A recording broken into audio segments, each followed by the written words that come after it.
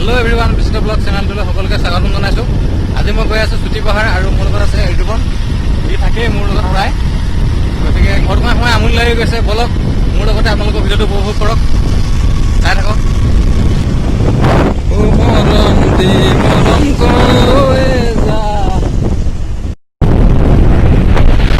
বীৰেশ্বৰ শিৱ মন্দিৰ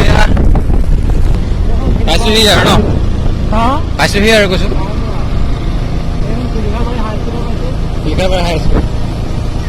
ইয়াৰ পৰা কিমান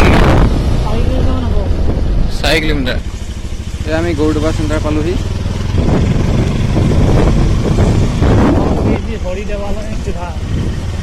শ্ৰী শ্ৰী হৰগুৰি দেৱালয় নে কি লিখা আছে।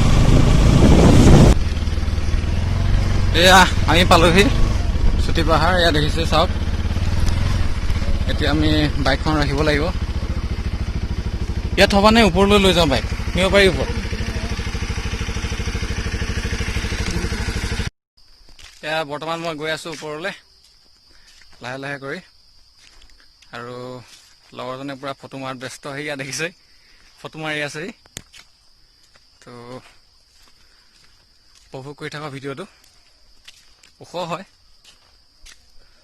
পাহাৰটো বহুত, কিন্তু পাহাৰটো সৰু বাৰু, সেইকাৰণে চাগে চুটি পাহাৰ নাম দিছে। সেই লগৰজনো আহি আছে এয়া চাওক। এতিয়া আমি গৈ আছো, পালোহি আৰু।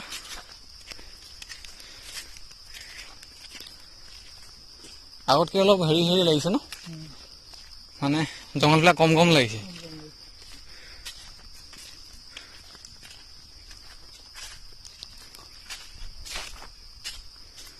এয়া পাহাৰৰ ওপৰত এটি মন্দিৰো আছে। স্বাগতম হৰগুৰি দেৱালয়লৈ। এয়া দেখিছে স্বাগতম হৰগুৰি দেৱালয়লৈ লিখা আছে। এতিয়া মই মন্দিৰৰ ভিতৰলৈ সোমাই গৈ আছো। কৃষ্ণ।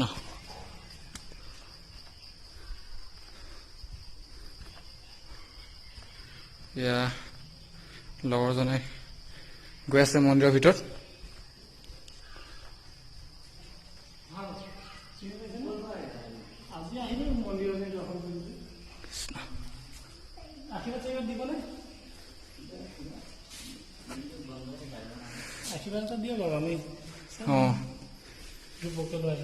চব আমি লৈ আহিছো। এয়া দেখিছে লগৰজনে নমো নমো কৰি আছে।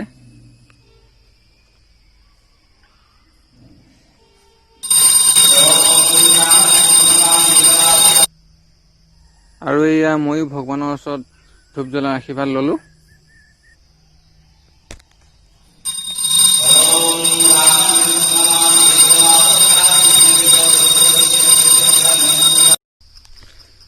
বৰ্তমান ধূপ জ্বলোৱা হ'ল। আমি এতিয়া তললৈ নামি গৈ আছো। ব্ৰহ্মপুত্ৰৰ নিচেই কাষতে আছে। দেখুৱাম আপোনালোকক। তো পাহাৰৰ পৰা নামি আহিলো। এতিয়া আমি গৈ আছো ব্ৰহ্মপুত্ৰৰ ওচৰলৈ। এয়া চাওক আগফালে ব্ৰহ্মপুত্ৰ।